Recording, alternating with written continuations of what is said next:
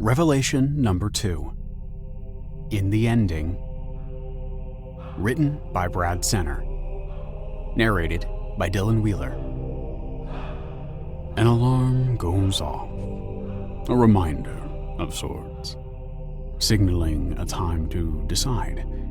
All things come to an end. Really, they do. I've given things plenty of time to play out down there. Should I pull the plug on the entire thing? No. I think I will hit the snooze button and think on it for a few. Book 1. Killing Time Before the Apocalypse.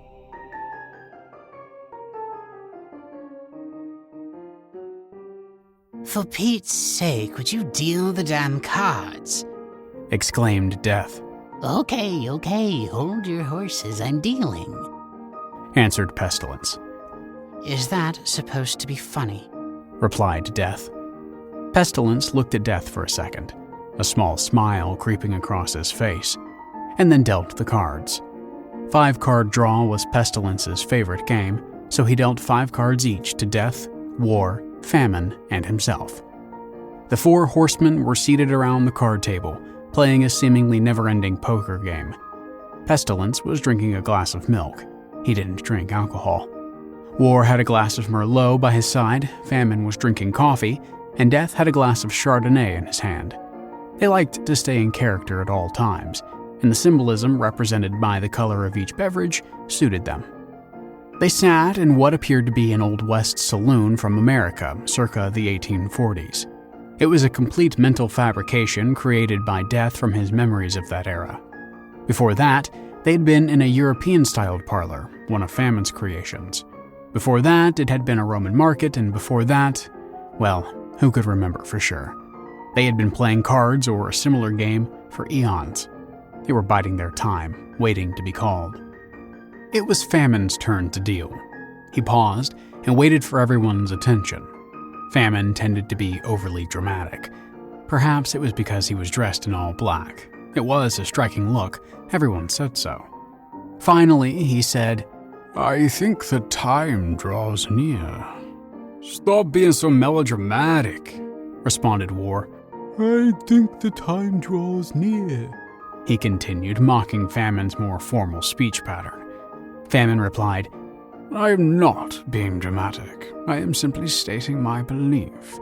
You may take a contrary point of view if you so desire, but I have stated my opinion for the record."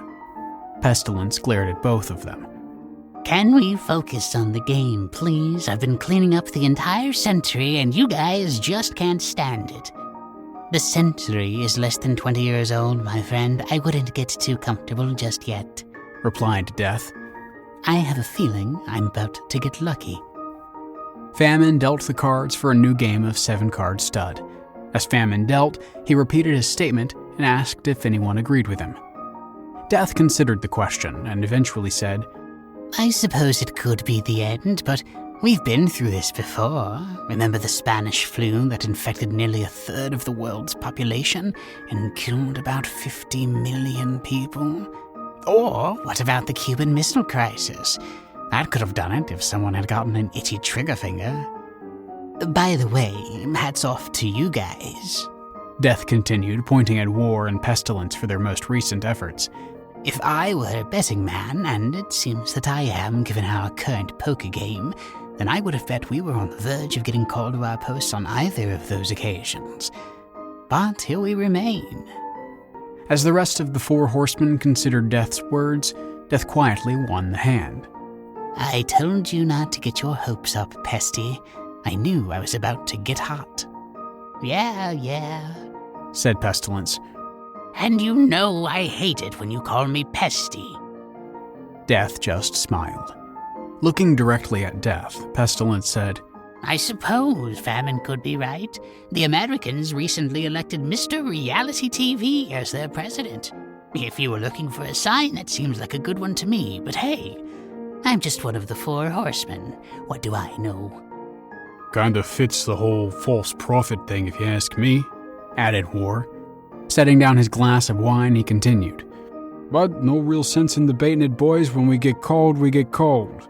For now, let's play some cards. There was general agreement around the room to that. Death continued his winning streak, but War won a few hands as well. Famine and Pestilence were definitely on a run of bad luck. At some point, Pestilence turned to Death. By the way, there's something I've always wanted to ask you. What's that? Well, here we are, all pretty fearsome and all. So what I want to know is why you get to be Death. Famine jumped in before Death could answer. I agree, he said. After all, I am decked out in all black. It would only seem natural that I should represent Death. As you may know, the Greeks believed that your spirit went to the underworld while all is darkness and black. And let's not forget the Romans, who started the custom of wearing all black at funerals. I could go on, but I believe the point is made.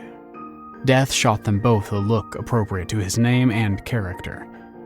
I will have you know that in many non-Western cultures, including Asian and African cultures, white, or in my case a pale coloring, is the traditional color associated with death. However, in truth, none of what humans say or do matters all that much. Our fates were decided by another, and I think you know who I mean. Do any of you feel like making a formal complaint? I was just asking, said Pestilence. No need to get all huffy. They played on. Hours, weeks, and months may have passed as the cards were dealt and the chips changed hands. Time worked in a different sort of way for the four horsemen. They took little notice. It was War's turn to deal. War tended to call some very silly card games, like 7-card stud, with one-eyed jacks and the Suicide King wild. He could be a tad juvenile when it pleased him. Just look at the 100 Years' War. If you were going to name something the 100 Years' War, you would think it would last 100 years. But War helped drag it on an additional 16 years just for kicks. War was, at heart, a restless soul. Thoughts churned inside him like a cement mixer, tossing and turning inside his brain, waiting to pour out when needed. So, without much thought or concern about where the conversation might lead, he turned to the other horseman and asked, Why do humans do such stupid shit? You're going to need to be more specific, replied Pestilence. That's a pretty general condemnation, and yes, they do a lot of stupid shit. War nodded and then explained. Granted, there are a lot of stupid things they do, but it's their need. He paused for a moment to consider that thought. No, change that. It's their compulsion to be right about everything that I think drives so much of their heartache. At least, that's how it seems to me. Remember, they spend a lot of time killing each other in war, so I spend a lot of time down there. Anyway, there's not a human down on that silly planet who doesn't feel the absolute desire to be right about every stupid-ass thing they say or do. And you think about it, seems to be the cause of just about every other problem they suffer from. I see what you are saying, said Famine. They wander around down there seeking some purpose to their little lives and to make their short existence palatable. They need to feel important, different, unique, so they fight to the death to defend anything they say or do. Every utterance, every action is all they have. Yeah, I think that's a fairly good summary, said War. So, what do you suggest? Asked Pestilence. That we provide some type of global psychotherapy session for all humanity? Not my circus, and they are certainly not my monkeys, War replied, repeating the old adage with a smile. So, not your job? Asked Pestilence. War nodded his head. Exactly. And that, my friends, is the real answer, replied Death. Come again? Queried War.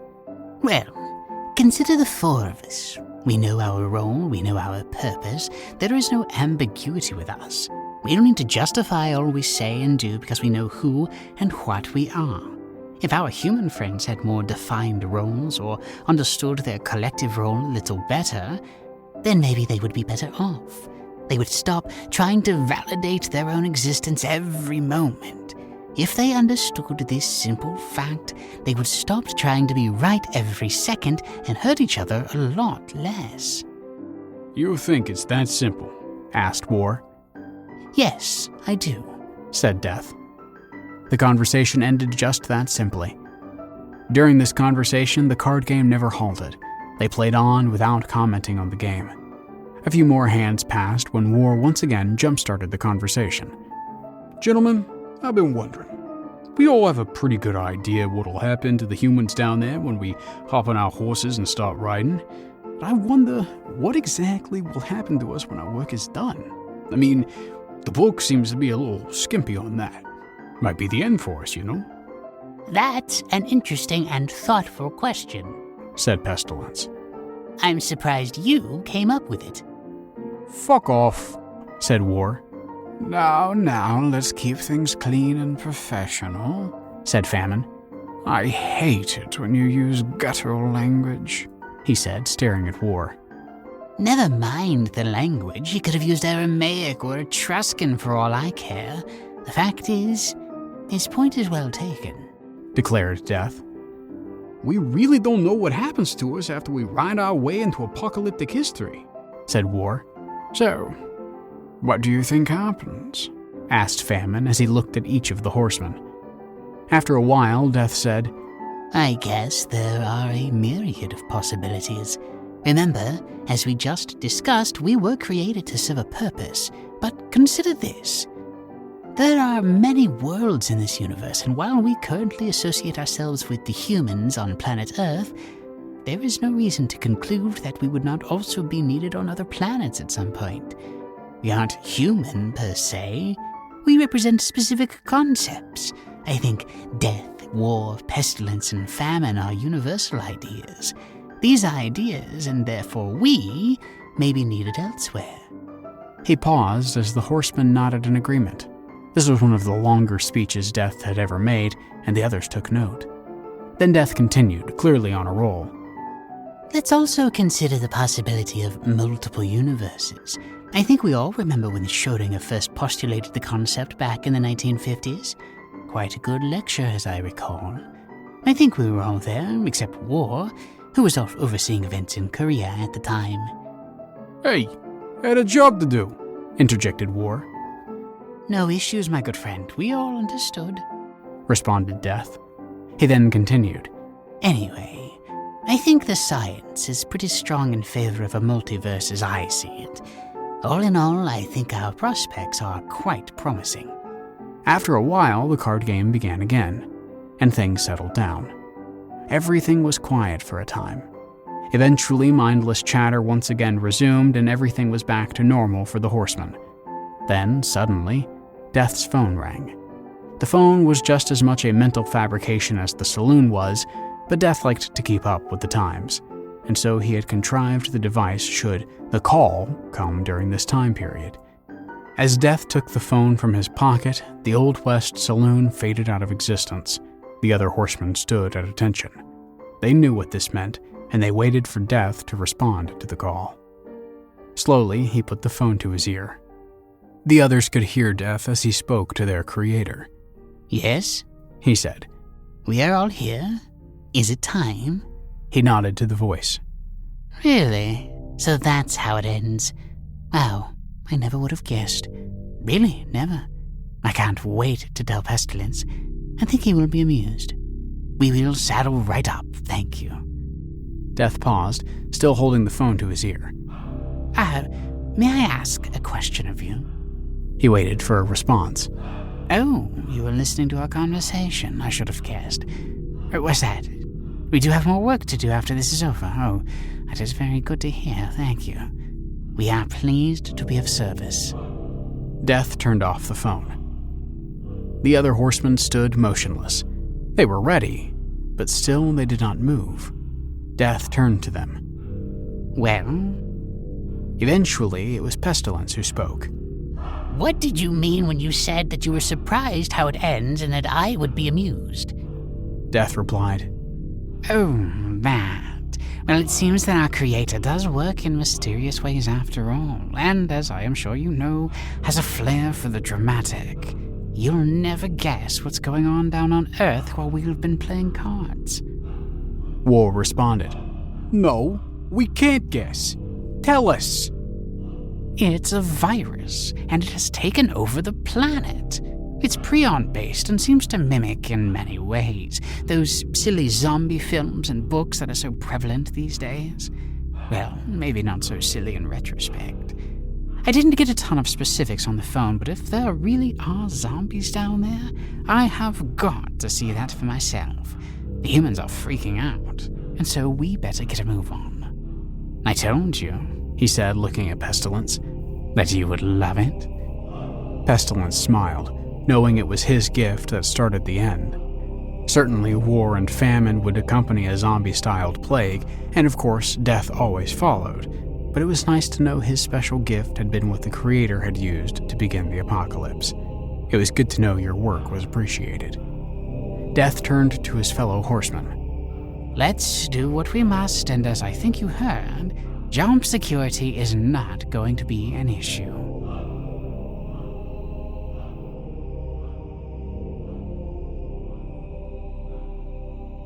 Book 2. An organizational manifesto for the recently undead. I'm a fucking zombie. It sucks. I don't care what anyone tells you. Walking around all day and eating human flesh is a shitty way to spend your afterlife. Or after death, in my case. There's never time to rest, talk, not that we can speak now, or even take a bath. God, I want to take a bath. I smell like death warmed over. Literally.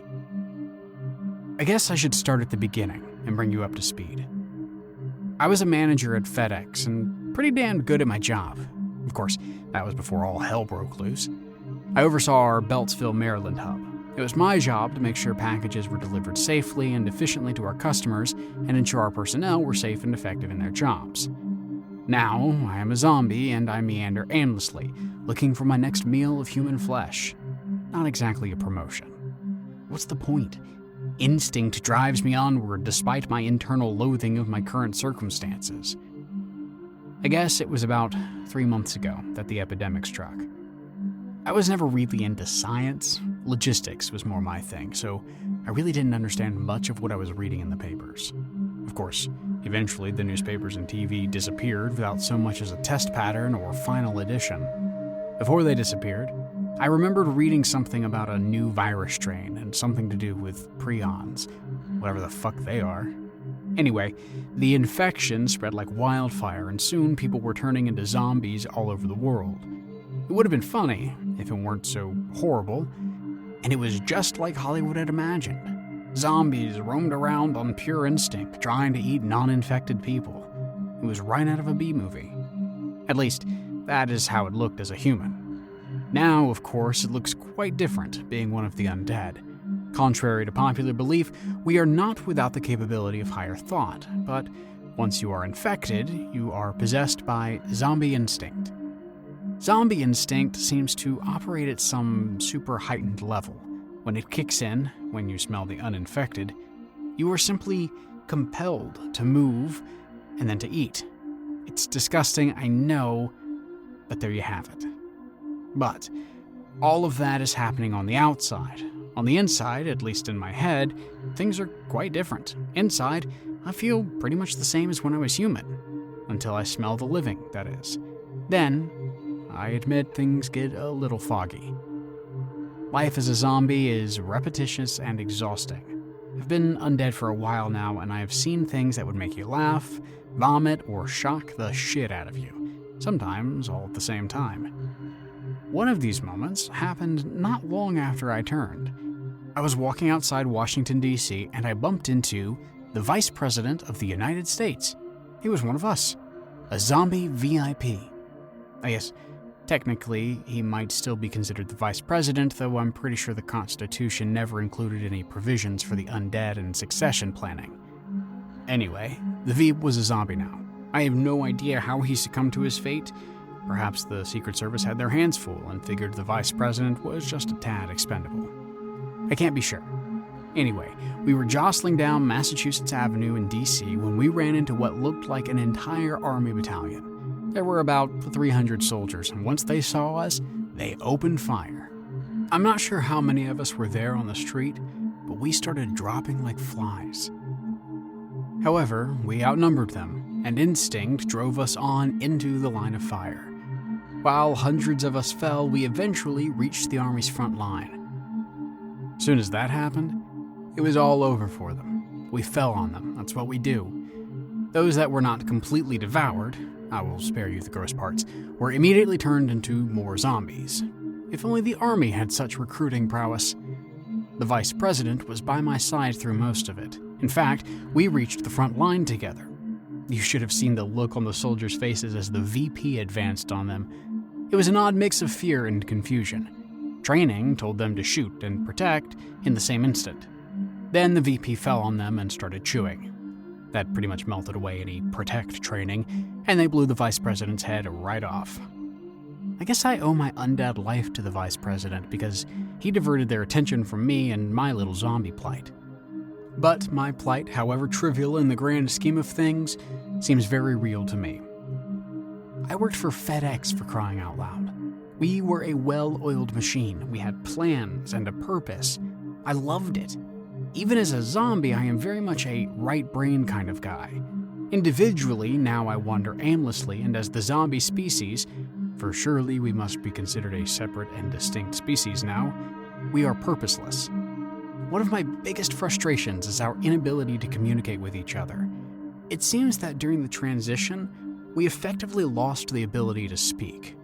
You humans seem to think we have lost all higher cognitive powers because we do not talk, but that just isn't true. Or at least it's not true for me. All I can do is grunt and groan a little. It's all terribly frustrating. Time moves on and a few more months have passed. I'm learning to come to grips with my zombiehood. I still hate eating human flesh. I mean, it's horrific, but a guy's gotta eat, doesn't he? I'm still frustrated, and this may sound strange, but my frustration stems from my growing acceptance of my current situation. Let me explain. I am a zombie. It still isn't great, but it is who I am now. But I get frustrated by our lack of communication and organization. There must be a better way. When I was alive, my instinct and training centered on order and structure. Am I asking too much to bring some modicum of purpose to this existence? The key must be some type of communication. If I could communicate with my fellow zombies, then from there, I could develop relationships, perhaps even friendships. Then we could get organized, but first things first, I need to find a way to communicate. Over the past few weeks, I've been playing around with a type of simple sign language. A few years ago, I remembered that a friend of mine at FedEx adopted a daughter who had some significant disabilities and could not speak. To communicate with her, they used a simplified form of American Sign Language. It employed easy hand movements and simple concepts, but no alphabet. I was close with my friend and visited his house often enough that I picked up some of the sign language, enough to try with my fellow zombies. For the past week or so, there has been one particular zombie constantly by my side. I'm not sure why he has stayed near me, but he seemed like a fine fellow. I mean, in a zombie-ish kind of way. I've named him Tate, and I've decided to teach Tate the new zombie sign language. Why did I decide to name him Tate? Well, when I was a kid, my parents got me a beagle. It was my first dog, and I loved that little fella. He was loyal, had an excellent nose for food, and howled like only a good beagle can. We grew up together, Tate and I. However, Tate started to slow down as he got older, and eventually Tate got cancer. My parents knew how much the dog meant to me, so they paid some serious coin and got Tate chemo treatments. But in the end, the cancer finally got him. He died just 9 months after he was diagnosed with the dreaded disease. He was only 8 years old when he left me. I cried for what seemed like a very long time. Zombie Tate simply reminded me a lot of my dog. Like my dog, he's loyal and never seems to leave my side. He too has a nose for food. In his case, he can smell the uninfected miles away. Lastly, like Tate, the dog, Zombie Tate has a limited vocal repertoire. He just grunts and groans. not too dissimilar to a beagle's bark, so Tate seemed the perfect name. Tate was a slow learner. It took 3 weeks before he grasped the new zombie sign language basics, but eventually we were communicating to a degree. He learned the signs for stop, wait, come, happy, hungry, angry, human, run, and others. I also made up a sign for zombie so we could differentiate ourselves from the humans through signing. However slow, the fact that Tate learned sign language seemed to confirm that we zombies retained some mental capacity. It appeared that I kept more cognitive ability than Tate and perhaps other zombies, but there seemed to be enough zombie thought left for us to communicate. If we could communicate, we could organize. If we could organize, humans did not stand a chance. Zombie life is slowly getting better. I admit it will never equal my old life. I'll never again see a good movie, enjoy a deep, meaningful conversation, or go out to a nice dinner. Those things are dead and gone. I miss all of that and more, but the memories are fading and I have a new life now. I am part of a new species. One that is destined to succeed man just as Homo sapiens succeeded Neanderthals. The zombie sign language I developed has spread quickly over our population. We now communicate reasonably well in small groups. In addition to Tate, I found other zombie disciples. I've taught them not only the zombie sign language, but also some basic guiding principles. My disciples have spread these ideas to other tribes of zombies and have taken leadership roles with these different tribes. I taught them what I like to call our organizational manifesto. The manifesto has 3 primary rules: control, capture, and conquer. Zombie rule number 1: control. While we cannot resist the impulse to hunt the uninfected, we do not have to completely devour every human we meet on the streets. If we eat a human down to the bone, they end up making a lousy zombie and eventually just fall apart. Yes, we must eat, but we also must show some self-control. Eat, but don't gorge. Leave enough so that the human turns and joins us as another functional zombie. Zombie rule number 2: capture. We need to capture humans for breeding purposes. If we turn every human we meet into a zombie right away, then soon enough, we will run out of food. I guess that must sound horrible and gross, but you must remember, we are a different species and we have a right to survive. Was it gross when a lion killed an antelope? Was it horrible when humans bred cattle? I guess if you were a vegan, you thought it was disgusting, but I wasn't, and so this makes perfect sense to me. Zombie rule number 3: conquer. We need to divide and conquer. We cannot swarm in mass numbers where humans can bomb or otherwise use weapons of mass destruction upon us. We must spread out into manageable groups. We can avoid major losses in this manner and can communicate more effectively with our simplified sign language. Slowly, inexorably using these principles, we are winning. It helps that humans naturally fear us. They seem to lose all rational thought as we approach. I can't say I blame them. We are a fearsome group. We attack in small groups. We feed on some and gather other humans for our breeding camps. The humans still have no idea that we are organized. Unlike some silly Hollywood film, there is no brave scientist who, fighting against all odds, has figured out a cure or a way to defeat us. Sorry humans, this zombie story ends differently. So in the end, I am a zombie, and that's just fine with me. We control this world now, and I guess I am the head zombie. Slowly, I have relearned the ability to write. It's slow and tedious with my less than stellar zombie dexterity, but I can do it. I leave this journal for any humans that might be left outside our breeding camps. I leave this journal with no apologies. I never asked for this life. I don't think any of us did. We are simply what came next, evolutionarily speaking. If you're smart, you will stay out of our way. Once you master the art of communication and get your team organized, there is nothing you cannot accomplish. I learned that at FedEx. Once again, I am focused on efficiency and effectiveness. I have a plan and a purpose, and I love it.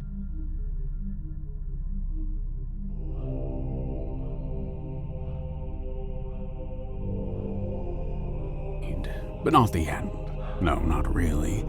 Not the end for the horsemen, and not the end for everything down on Earth. A change, surely, but not the end. Admittedly, humans are in a bad way, but those zombies are making great strides. Glad to have helped with that. Sometimes all it takes is one person or zombie to make the difference. No, not the end at all. Rather, a new chapter. Or perhaps, a whole new book.